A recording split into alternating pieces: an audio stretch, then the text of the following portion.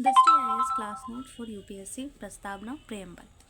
प्रस्तावना का आधार जो है वो उद्देश्य प्रस्ताव है जो पंडित नेहरू के द्वारा पारित किया गया था। ठीक है, इसमें हम लोग क्लासरूम नोट्स को डिस्कस करते हैं इस सीरीज़ में जो मेरे यूपीएससी के बैच में चल रहा है पॉलिटी में। यहाँ पे प्रस्तावना का स्रोत है यूएसए, प्रस्तावना की भाषा का स्रोत है ऑस्ट्रेलिया। ये जो प्रस्तावना है वो संविधान का भाग है लेकिन वाद योग्य नहीं है, अर्थात इसको हम न्यायालय में चुनौती नहीं दे सकते हैं, यह विधिक नहीं है, यह गैर प्रवर्तनीय है। प्रस्तावना की क्या उपयोगिता है, तो संविधान की शक्ति का स्रोत क्या है, प्रस्तावना है। भारतीय राज व्यवस्था की प्रकृति कैसी है, यह बताता है कौन, प्रस्तावना।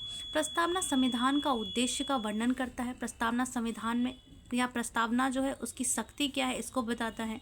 प्रस्तावना को अंगीकृत कब किया गया इसके बारे में बताता है। प्रस्तावना का महत्व और प्रासंगिकता को पढ़ना है इसमें, और प्रस्तावना की आलोचना, यानी इतने डायमेंशन जो है हमको देखना है। यहाँ पे संविधान की शक्ति का स्रोत, तो यहाँ पे है प्रस्तावना में एक लाइन है, हम भारत के लोग। संविधान की शक्ति का स्रोत बताता है यह कैसे कि हम भारत के लोग, यानी कि ये जो संविधान है ये किसने बनाया है, लोगों ने, यानी कि संविधान की शक्ति जनता में निहित है। हम भारत के लोग, जिसका अर्थ है कि हम सब एक हैं, विभिन्न राज्यों के लोग नहीं हैं। मतलब क्या है कि हम राज्यों में बटे हुए जरूर हैं लेकिन हम भारत के लोग, मतलब हम सब एक हैं। इस तरह संविधान की शक्ति भारत के सभी नागरिकों में निहित है। भारत एक एकल संप्रभु राष्ट्र है। भारत कैसा राष्ट्र है, एकल संप्रभु। भारत की संप्रभुता यह जो है संघ व राज्यों के बीच विभाजित नहीं है, यानी कि भारत की जो संप्रभुता है यह संघ और राज्य के बीच विभाजित नहीं है जैसा कि अमेरिका में है। अतः संप्रभुता की शक्ति जनता में निहित है, कि संघ या राज्यों में नहीं टुकड़े में बटी हुई है, किसमें बटी हुई है, जनता में निहित है। ठीक है, जिसे लोक संप्रभुता या लोक प्रभुता भी कहते हैं, और ये जो जनता में निहित है संप्रभुता की शक्ति, इसी को क्या कहते हैं, लोक प्रभुता भी कहते हैं। भारतीय राज व्यवस्था की प्रकृति कैसी है, दूसरा डायमेंशन देखेंगे तो भारतीय राज व्यवस्था संपूर्ण प्रभुत्व संपन्न है, अर्थात संप्रभुता की बात की गई है। उसके बाद समाजवाद, उसके बाद पंथ निरपेक्ष, उसके बाद लोकतांत्रिक, उसके बाद गणराज्य। 42वां जो संविधान संशोधन 1976 में हुआ था उसमें समाजवाद, पंथ निरपेक्ष और अखंडता शब्द जोड़ा गया था। इसका क्रम है ये, और पंथ निरपेक्षवाद और गणराज्य से यूपीएससी मेंस में क्वेश्चन आए हुए हैं। अब है संप्रभुता। संप्रभुता का मतलब क्या होता है, अधिकार क्षेत्र। सबसे पहले समझे, अधिकार क्षेत्र जो होता है एक होता है बाह्य, कैसा होता है, बाह्य अधिकार क्षेत्र, और एक होता है आंतरिक अधिकार क्षेत्र। किसी भी देश का अपने अधिकार क्षेत्र के, यानी कि उसका जो अपना बाह्य और आंतरिक अधिकार क्षेत्र है उसमें निर्णय लेने की स्वतंत्र शक्ति का होना ही संप्रभुता कहलाता है। यानी कि आप अपने अधिकार क्षेत्र में, मान लीजिए कि हमारा देश है इंडिया, उसके लिए हम अपने बॉर्डर्स के बाहर जो क्या हमको ट्रेड करना है, नहीं करना है, या अंदर हमको क्या करना है, उसके लिए निर्णय लेने के लिए हम स्वतंत्र हैं, तो हम संप्रभु हैं। पहले क्या था, औपनिवेशिक थे, तो हम ब्रिटेन का दबाव था और हम अपने निर्णय खुद नहीं ले सकते थे, लेकिन आज के हम अपने निर्णय खुद ले सकते थे। ये संप्रभुता को दिखाता है। अब है वैश्वीकरण के दौर में पूर्ण संप्रभुता सहयोगी संप्रभुता की ओर परिवर्तित हो रही। अब बात है कि हमारे जो देश की संप्रभुता है उसमें हो क्या रहा है, तो आज जो है ना वैश्वीकरण का दौर चल रहा है, यानी कि हम जो है अपने देश को विश्व के साथ जोड़ रहे हैं। तो इसमें जो पूर्ण संप्रभुता है वह परिवर्तित हो रही है। कैसे, और ये परिवर्तित कैसे हो रही है, तो सहयोगी संप्रभुता की तरफ। सहयोगी संप्रभुता का अर्थ है कि देश अपने राष्ट्र हितों का प्राथमिकता देते हुए अंतर्राष्ट्रीय संस्थाओं के साथ अपने हितों को साझा करें। यानी कि हमें अगर कोई ट्रेड में फ़ायदा हो रहा है तो ये हमारी संप्रभुता है, हम फ़ायदे को देख करके उसके साथ ट्रेड कर रहे हैं, नहीं हो रहा है हम नहीं कर रहे हैं। ठीक है, तो क्या करेंगे, राष्ट्रीय हितों को देख कर, तो ये सहयोगी संप्रभुता।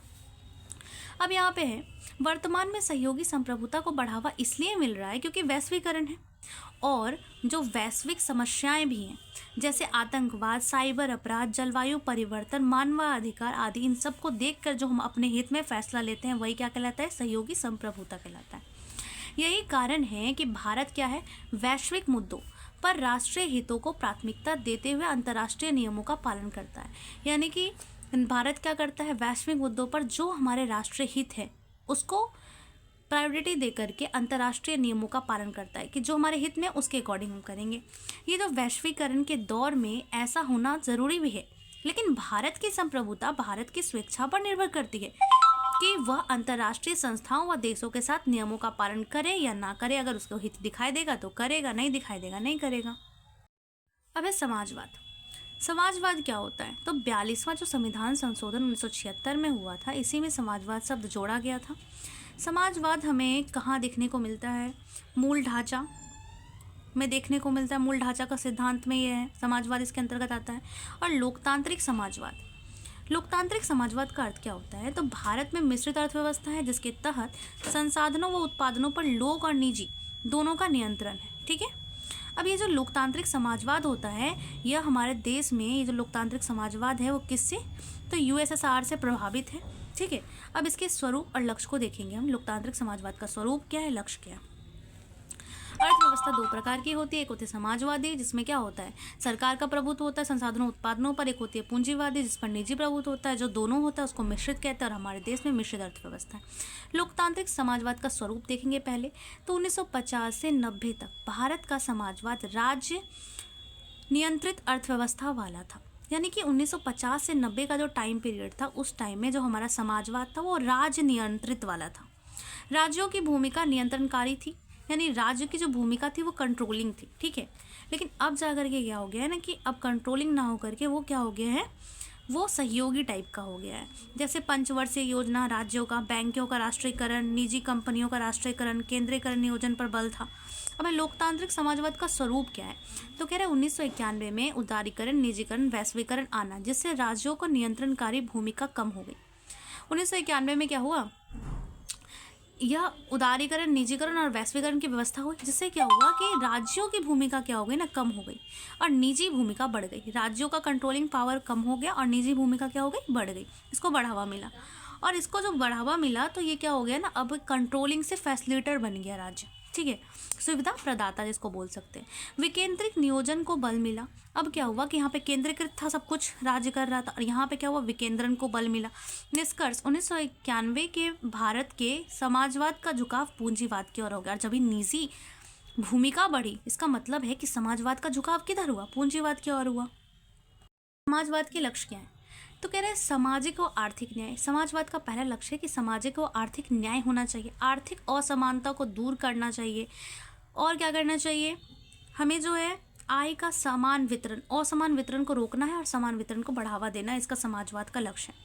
समाजवाद क्या कहते हैं, कमजोर और गरीब वंचित वर्ग जो है उसको सामाजिक और आर्थिक सुरक्षा मिलनी चाहिए।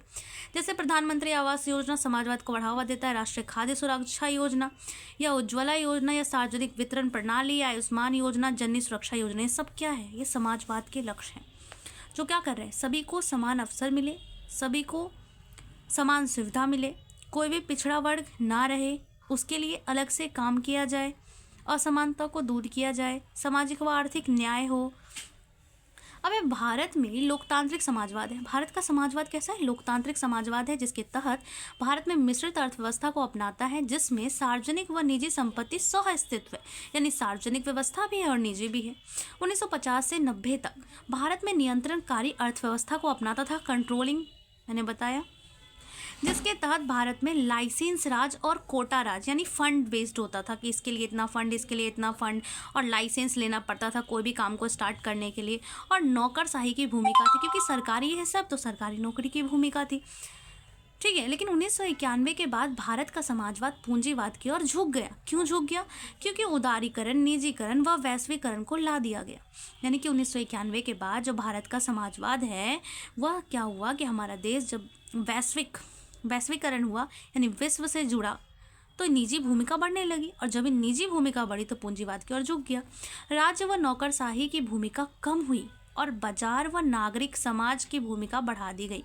बाजार की भूमिका बढ़ी और नागरिकों की भूमिका बढ़ गई।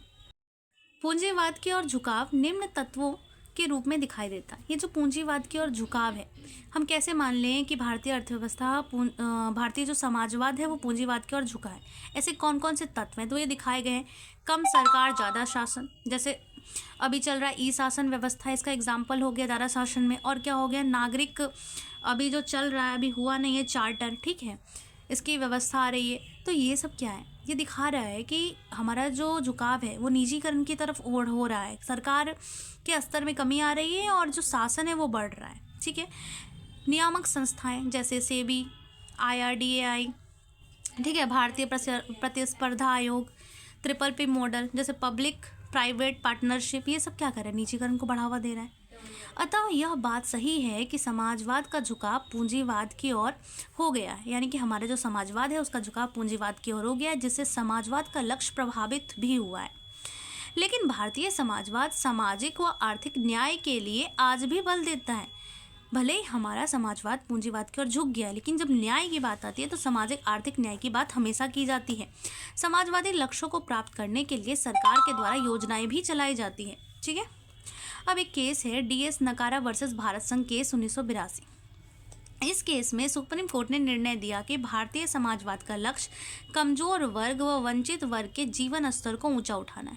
उन्होंने कहा कि भारतीय जो समाजवाद है इसका क्या अर्थ है कि जो कमजोर वर्ग है या वंचित वर्ग है उसके जीवन स्तर को ऊंचा उठाना है, जो ये दिखाता है कि अभी भी समाजवाद के लक्ष्य के लिए फैसले आ रहे हैं।